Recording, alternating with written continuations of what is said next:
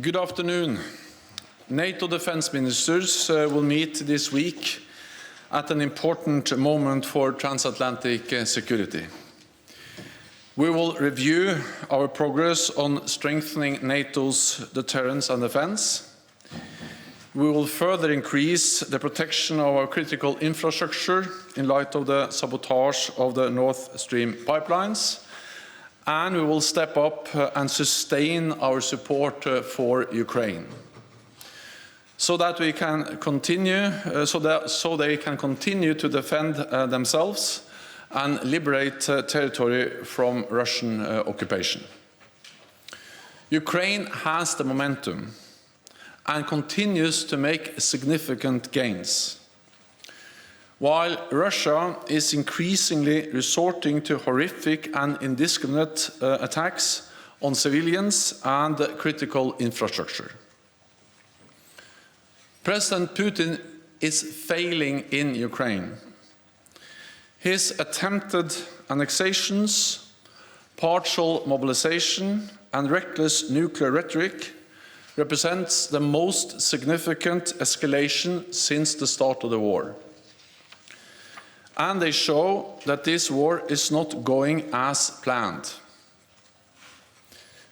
NATO is not party to the conflict, but our support is playing a key role. Allies remain united in their support for Ukraine's sovereignty and self-defense. Ukraine's Defence Minister, Oleksiy Reznikov, will join us tomorrow, both for the US-led contact group for Ukraine and for a dinner with NATO ministers. Together, we will address Ukraine's urgent needs. I welcome the recent announcements by allies to provide more advanced air defense systems and other capabilities to Ukraine, and I look forward to further deliveries. Our message is clear. NATO stands with Ukraine for as long as it takes. President Putin started this war. He must end it by withdrawing his forces from Ukraine. And President Lukashenko should stop the complicity of Belarus in this illegal conflict. On Thursday, I will chair a regular meeting of the Nuclear Planning Group. The fundamental purpose of NATO's nuclear deterrent has always been to preserve peace, prevent coercion, and deter aggression. Next week, NATO will hold its long-planned deterrence exercise, Steadfast Noon. This is routine training, which happens every year, to keep our deterrent safe, secure, and effective. President Putin's veiled nuclear threats are dangerous and irresponsible. Russia knows that the nuclear war cannot be won and must never be fought. We are closely monitoring Russia's nuclear forces. We have not seen any changes in Russia's posture, but we remain vigilant. At the Madrid summit in June, NATO leaders decided a fundamental shift in our defense and deterrence to respond to the new security reality. We have doubled the number of NATO battle groups in the east of the alliance. They can be scaled up quickly to brigade size. We're also increasing the number of our high readiness forces. At this ministerial, we will take decisions to increase our stockpiles of munitions and equipment, to speed up the delivery of capabilities, and to use the NATO defense planning process to provide industry with the long-term demand they need to boost production. We will also address the protection of our critical infrastructure. NATO has been working on this for many years, and following the sabotage of the Nord Stream pipelines, we have further enhanced our vigilance across all domains. We have doubled our presence in the Baltic and North Seas to over 30 ships, supported by maritime patrol aircraft and undersea capabilities. These efforts are closely coordinated by NATO's Maritime Command. Allies are also increasing security around key installations and stepping up intelligence and intelligence sharing. We will take further steps to strengthen our resilience and protect our critical infrastructure. Any deliberate attack against allies' critical infrastructure would be met with a united and determined response. Our final session will focus on NATO's missions and operations, from Kosovo to Iraq. We will be joined by EU High Representative Borrell, because NATO and the European Union face the same security challenges. We have a difficult winter ahead, so it's even more important that North America and Europe continue to stand united in support for Ukraine and in defense of our people. And with that, I'm ready to take your questions. We'll start at the very top with Deutsche Welle, NPR. Thank you. Mr. Secretary General, you said that you will be making decisions at this meeting about how to increase national stockpiles and keep your arsenals full while supplying more to Ukraine. But for example, with the air defense, the air-to-air missile system that Germany is sending, that was something that Germany was expecting to order for itself. Estonia has sent its entire shipment of javelins to Ukraine. So are you worried that while allies are supplying Ukraine with everything they can, they are leaving themselves unprotected at home? And what will be your deliverables out of this meeting that will change that in terms of manufacturing processes and streamlining this? Thank you. So, NATO allies have provided unprecedented support to Ukraine with capabilities, weapons, ammunition, different types of military support. And that is something, of course, we welcome, and we have encouraged this from NATO ever since the invasion started. Actually, we did that before the invasion. We have to remember that NATO allies have provided support to Ukraine since 2014, including training tens of thousands of Ukrainian officers, soldiers, which are now playing a key role in the defense against the Russian aggression against Ukraine. But after the invasion, allies stepped up. And of course, very much of the support that NATO allies have provided, the javelins, the air defense systems, the ammunition they have provided to Ukraine, that has been taken from existing stocks. So by doing that, they have reduced their stocks. But that has been the right thing to do, because it is important for all of us that Ukraine wins the battle, the war against the invading Russian forces.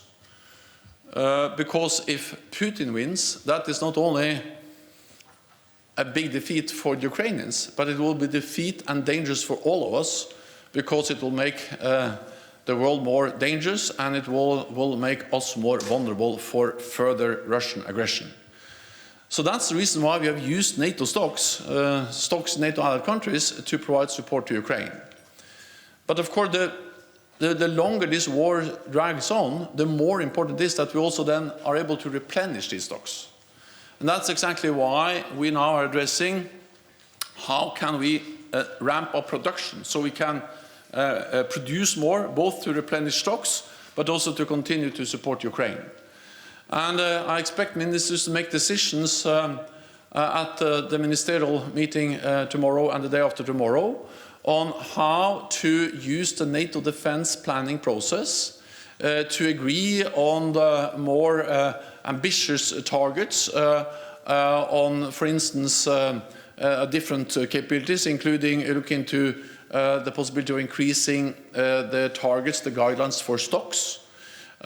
This will provide the industry with the long-term demand they need to invest in new production capabilities, because they have been able to increase production partly by utilizing existing production capacity more, but to really ramp up production, they need to make new investments.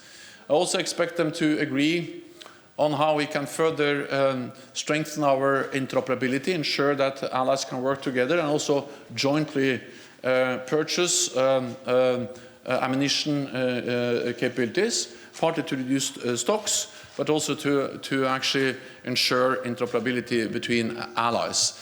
And the unique NATO defense planning process is, I think, the best tool to ensure that allies are coordinated and actually provide the long-term demand messages to industry to ramp up production. Okay, we'll go to Associated Press. Just then. Thanks. Yes, Lorne Cook from the Associated Press. I have a question on infrastructure. Germany was, well, how can I put it? Deutsche Bahn had its communications cables severed over the weekend in Germany, cut off transport in the north of the country. We've also seen the leaks to the pipelines, obviously Nord Stream going to Germany. At what point do these attacks, do these incidents then become acts of war? And how does NATO respond to that as a collective alliance? You said the allies would respond, but how do you do that in this kind of instance? Thank you. Over the last years, NATO has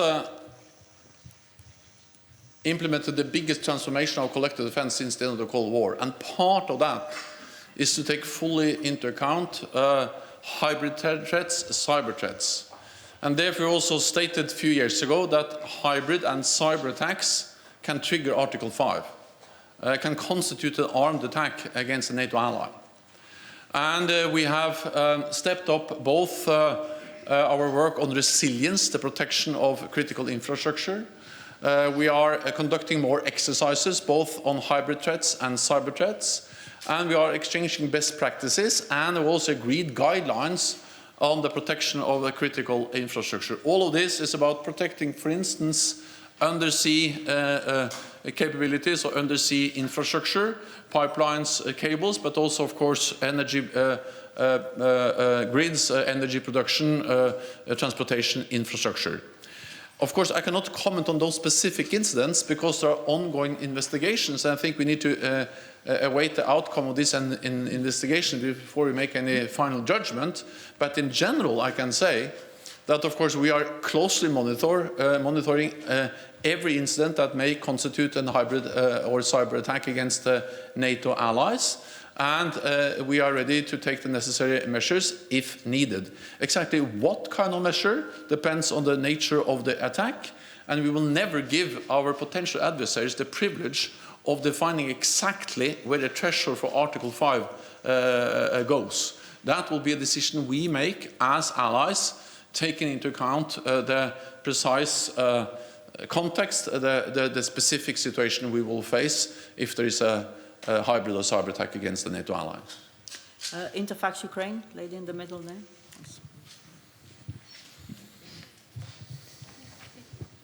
Thank you, Anna. Secretary General, according to Americans and Ukrainians, yesterday's strike on Ukraine were planned in advance and nothing to do with Kerch Bridge, as Russian claims. And moreover, some analysts also said that Ukraine have nothing to do with Kerch Bridge, which was simply used as pretext for this strike. Does NATO share the same assessment? And do you think, is this a turning point of this war? What could it change on the battlefield? And some short follow-up to Terry's question. You said that ministers will discuss how refill stocks only tomorrow, but war is going on already for 7 months. Why it was not done before? Thank you. So first, we have already, of course, started the dialogue with the industry and with the different allies on how to ramp up production and refill or replenish our stocks. We had a meeting of the NATO armament directors a couple of weeks ago here in NATO. So this is an ongoing work. But when all the ministers meet tomorrow, of course, that provides an excellent opportunity to take stock of what we have achieved, how far we have been able to move on ramping up production, but also then to make new decisions on how to further ensure that we are not only digging into existing stocks to provide support to Ukraine, but actually also able to ramp up production. And we need to ramp up production of ammunition and weapons to both ensure the deterrence on defense of our own allies, NATO allies, but also to have enough to continue for the long haul to provide support to Ukraine. But just to prevent any misunderstanding, this work doesn't start now. It has been going on for some time, but of course the longer the war in Ukraine continues, this work on with the industry becomes more and more important because then they need the decisions, they need the NATO defense planning process, decisions, capability targets to be sure that actually they can make the necessary investments to be able to produce more. Then if the question was about how the attacks yesterday will change the situation on the battlefield, I think what we saw yesterday is actually a sign of weakness. Because the reality is that they are not able to make progress on the battlefield. Russia is actually losing on the battlefield. They are giving up territory because they don't have the capabilities to stop the Ukrainian forces making advances. So the way they are able to then respond is by indiscriminate attacks on Ukrainian cities, hitting civilians, critical infrastructure, and of course this causes suffering, damage on Ukraine, but in many ways it actually reflects the lack of alternatives for President Putin. They are losing ground, they have lost the momentum, and then they have to revert to missile strikes and air strikes in the way we saw yesterday and actually also today. Then the first question I will... This attack was planned in advance. Yeah, well, so Russia has conducted similar attacks earlier in the war. We have seen, of course, there is some time since we have seen similar attacks against Kiev and some of the cities in the western part of the country, but we have seen attacks against cities in Kherson, in Zaporizhzhia, in other parts of Ukraine actually quite regularly. So they have these capabilities. Exactly when these attacks were planned, I will not go into, but the reality is that it doesn't change the nature of the attack. These are attacks against cities, civilians are killed, civilian infrastructure is targeted, and this is unacceptable, and this is something which goes against international law. Financial Times. Henry Foy, Financial Times, thank you so much for the question. I want to ask about the nuclear exercises.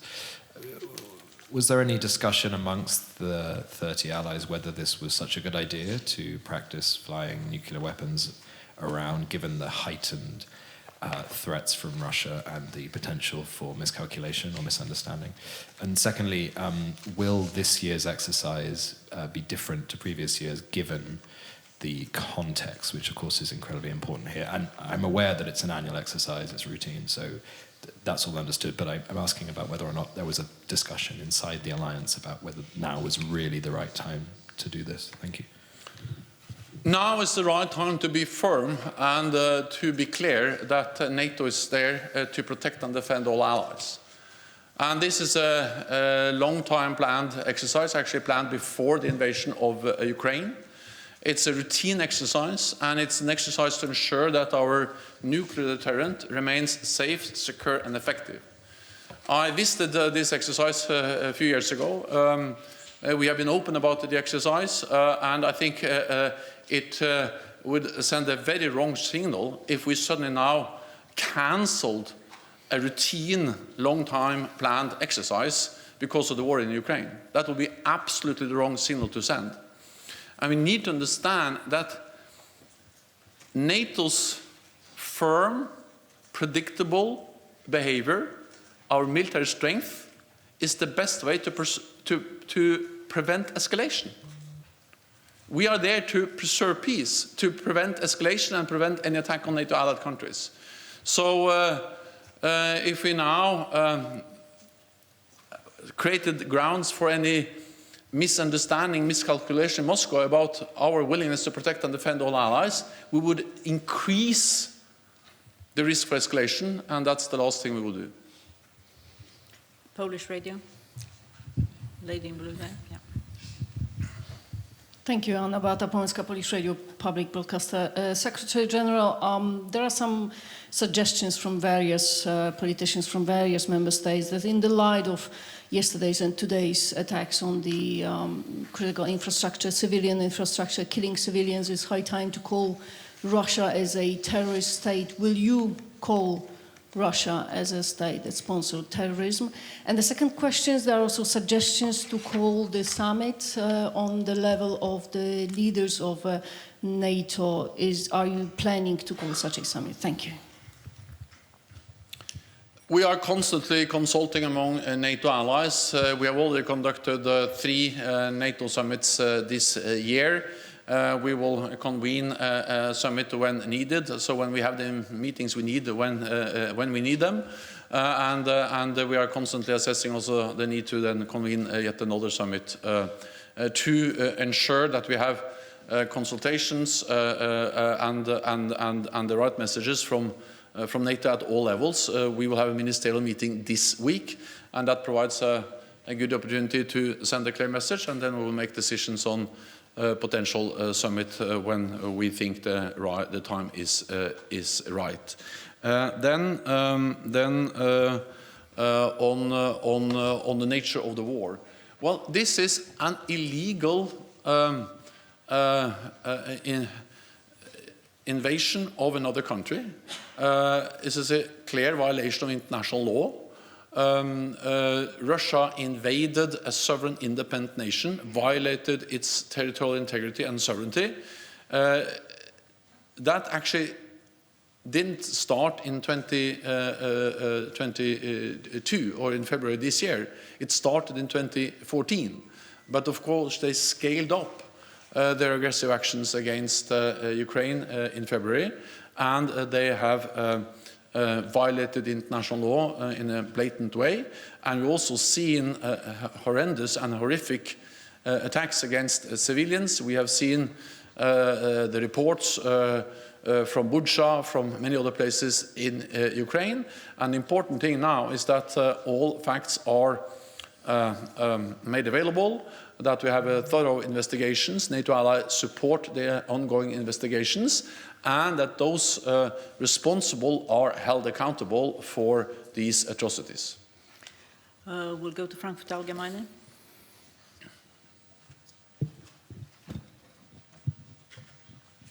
Thanks a lot. Thomas Gutschka, Frankfurt Allgemeine Zeitung. Secretary General, 2 questions. The first one, is the bridge across the Straits of Kerch a legitimate military target in your view? And does that include a terrorist attack? And the second question, when you speak about stepping up support to Ukraine, you mention air defense system. Which other systems or types of weapons does Ukraine need now that it has not received yet to cope with their situation? Thank you. Ukraine needs a wide range of different systems, and that is, of course, a lot of lethal weapons,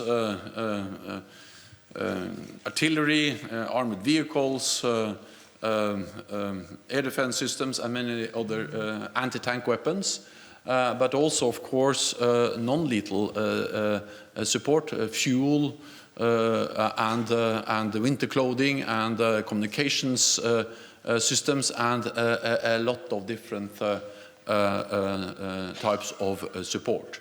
And that is the reason why it is also so useful to meet, because when we meet tomorrow in the US-led contact group for Ukraine, but also at the NATO Defence Ministerial meeting with Defence Minister Resnikov, we have the best possible opportunity to go into details, to discuss different lists, and match these lists of needs from Ukraine with what NATO allies and partners are able to provide, and that is what has been going on in this framework for now several months, and also the reason why we have been able to mobilize so much support from NATO allies and partners. There is an urgent need for air defense, but of course also many other capabilities, precision guided ammunition, HIMARS, and other advanced modern NATO standard systems. And we see that they're making a difference, and we see that the Ukrainian soldiers are able to utilize these modern systems in a very effective way, making gains on the battlefield. Then it's not only a question of adding more and different systems. It's also to ensuring that we have the fuel, the ammunition to existing systems.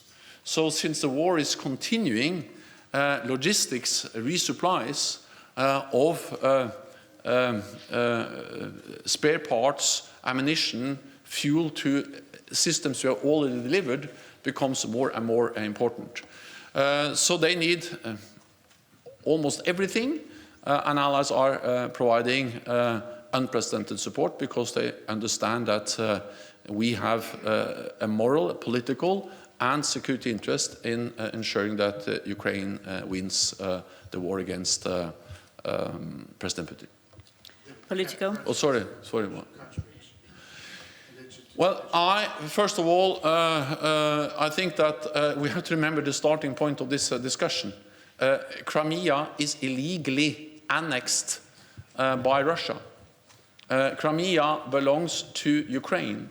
And NATO allies and NATO have made it clear that we will not recognize and never recognize the illegal annexation of Crimea. And it was Russia that started this war. President Putin started this war. And then I will not go into who was behind the attack against that bridge. I will leave that to the Ukrainians to comment on that. Politico.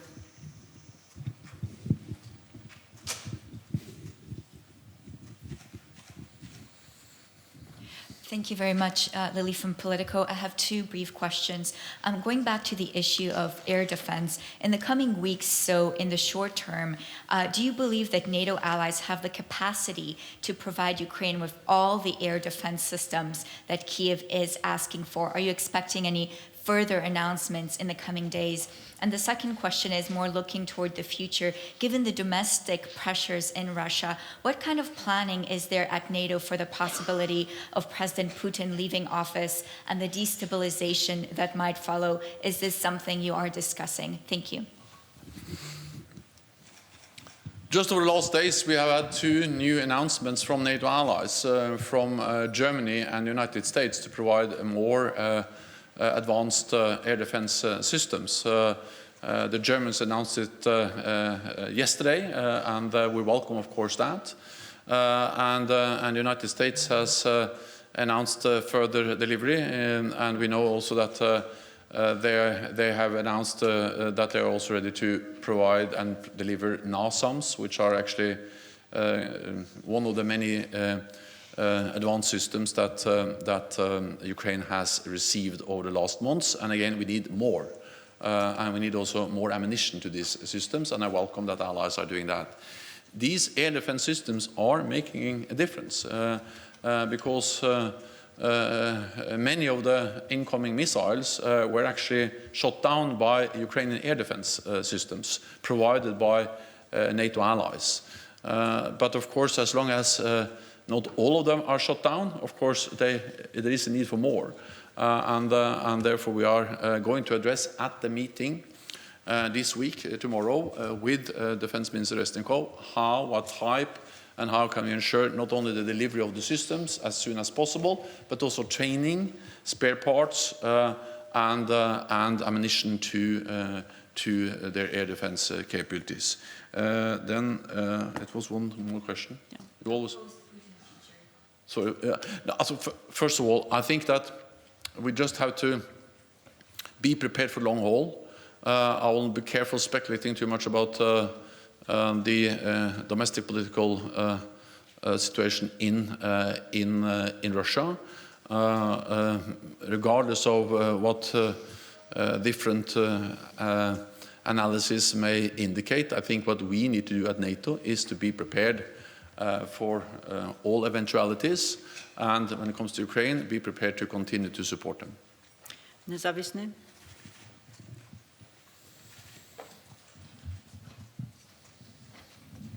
Thank you very much. Dejan Šejinović, nezavisni novinar from Bosnia and Herzegovina. So next month there's an important vote in Security Council about the extending the European Union military mission in Bosnia and Herzegovina. Up to this year it was a routine. Now maybe Russia could put a veto to the mission. Are you concerned about the situation, security situation in Bosnia and Herzegovina? And maybe more broadly, what's your assessment of the situation in Western Balkans in security? Thank you. So we are, of course, following the situation in the Western Balkans very closely. We have several allies who are Western Balkan countries, and the part of the successful NATO enlargement over the last years has been actually with countries from the Western Balkans, including most recently North Macedonia and Montenegro. NATO has a history in the Western Balkans. We have helped to end the 2 brutal ethnic wars, including the war in Bosnia and Herzegovina. We still have a presence in the Western Balkans with the KFOR mission in Kosovo, and also our support for NATO headquarters in Sarajevo, and the support for the EU operation Althea. I will not speculate about whether the mandate for Operation EUFOR Althea will be renewed or not. The only thing I will say, this is nobody's interest that the mandate is not renewed, because the EU presence there, and with the support from NATO, is helping to address the challenges Bosnia-Herzegovina faces. And of course, there are many concerns and many challenges we all face, but if we reduce the international presence of Althea, or international presence in Bosnia, we're only making a difficult situation even more difficult. We'll go to the final question, NTV. Yes, it's Gül from NTV Turkey. Secretary General, there is a growing rhetoric, a nuclear rhetoric, a banalization of the nuclear rhetoric in Moscow, and NATO is assessing the nuclear situation in Russia. So therefore, I have 2 short questions. First is, what is your assessment about nuclear risk? Is it true or not? And second, should this risk increase, are you ready to either warn the citizen and do the necessary to reassure the public opinion on that? Thank you. NATO is prepared for any threat, any attack against any NATO ally. And that's the reason why we have NATO, to be able to deter also nuclear threats. And this was important before the invasion of Ukraine. It has become even more important after, not least in light of the nuclear rhetoric from President Putin and from Russia. This nuclear rhetoric, or veiled threats, are dangerous and reckless. Russia knows that a nuclear war cannot be won and must never be fought. And we have also conveyed clearly to Russia that it will have severe consequences if they use nuclear weapons in any way, including low-yield nuclear weapons in Ukraine. Then, by ensuring that we have credible deterrence and defense, we are helping to reduce the risk of escalation. And therefore it is so important that since 2014 we have implemented the biggest reinforcement of our collective defense since the end of the Cold War.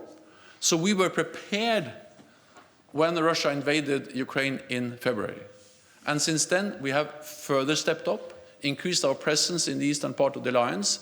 We activated our defense plans the morning of the invasion, and we made decisions in Madrid in June to further strengthen our collective defense. The purpose of this is to prevent war, preserve peace, and including prevent any use of nuclear weapons.